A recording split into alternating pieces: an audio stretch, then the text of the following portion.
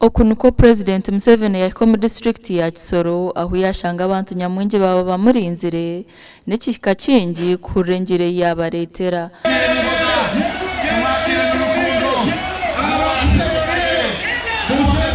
Okurgira Dr. Chris Mukiza, Director wa Uganda Bureau of Statistics, najyango muhendo gw'abatine cyo korana umuhango bitu government eriyo netereza kureba ngo batunge mirimo kandi nenjara yacendera. Sub counties abiri mu 3. Sub counties na za town councils. Ate mwezo tuna mu health center force 3. Tuna mu General Hospital emu endala zirina health center series. Ne waliyo tano sub counties zitalina end of that. Ninti wano kumpi Kongo waliyo rutaro. Ne wano twalichi twali rutaro. Museveni baja kumuwaka kumuyira 100%. Abeno bagamba ijana ku ijana 100. Mukiza yagera ngo kisoreka betine nguto ngubite nati zombekirwe watahona nezo mu nshozi ombutware bwa President Museveni owabiro mukuru wa police mu ihanga General Kareki Ihura kuyabanashabira President Museveni akaruru yayoruka ngo President Museveni atakizira umwebembezi Uganda kaberiye nyuma 1986 and I believe because like other parts of Uganda they suffered from bad governance, and the period that NRM has been in charge of the country, the region has benefited from first of all, from the peace. Omuchai cha Kisoro, President Museveni yajya government eriyo nekora byingi kureka ngo entunguka ya hikara buri omwe. All done by the NRM. Ibyo byatewe na NRM amatafari gaje. There are still some weaknesses created by our people. I'll talk about them also. Okay, hariho ibintu bimwe bitagendaga neza ariko bitewe n'abantu bamwe bacu babi batameze neza. Atikane nabyo ndabivugaho. But most of the work has been done by the NRM.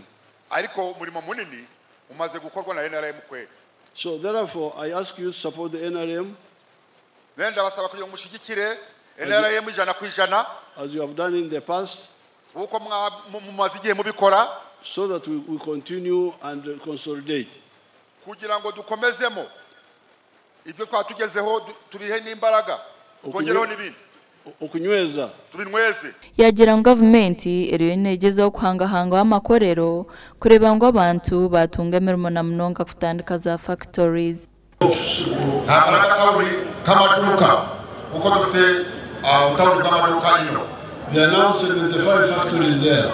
Hariyo amakorero 75 gakora ibintu bitandukanye. But just enter one of them and see. None reka twinjire mu factory imwe muri zo.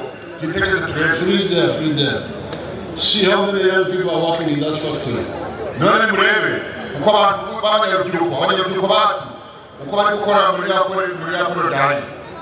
So this is again the work of the NRM. None biriya mureba no murimo dukesha NRM. The fourth safari. Itafari ryakane. Jobs.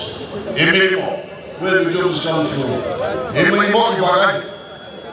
But even small people can create jobs. I introduced free education for children who had left school in the skilling hub.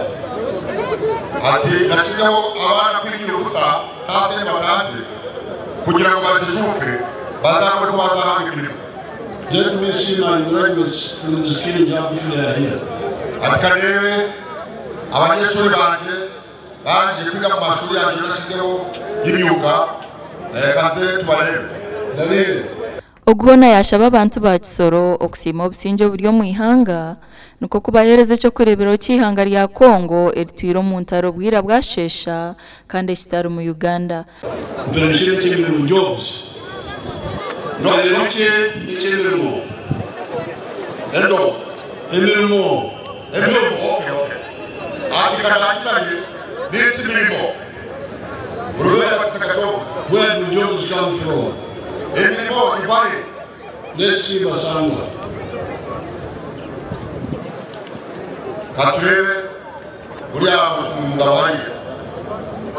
Ngambo chokulonde boko natandike farm 2007 nembo bitano sawa dinowendo kera farm kuno tize mabega ntangwire president yera yanchalira mu 2010 ngandi nembo ko bitano yasanuka ine sawa dino tutangwire tulinengo kwa mtu wale kunangala tufurumya amaji etwe ngibiri buli runaku etwe ngibiri ndiwa milioni 2 buli runaku omwezi ndiba milioni rukaga omwaka tuba tuli mu bilioni ze mukaga n'ekitundu etwatubasi kuyingiza so tuwuliriza omulamu gwa president okuva ku kiseera ekyo kakati kakigiireko president abaire musanhufu ino ku bintu byenkoze era nga buli kaseera nkyekingako.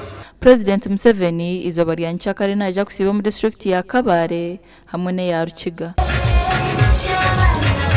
Gashakwa Keta tuzarirwe na Nelson Ahimbisibwe.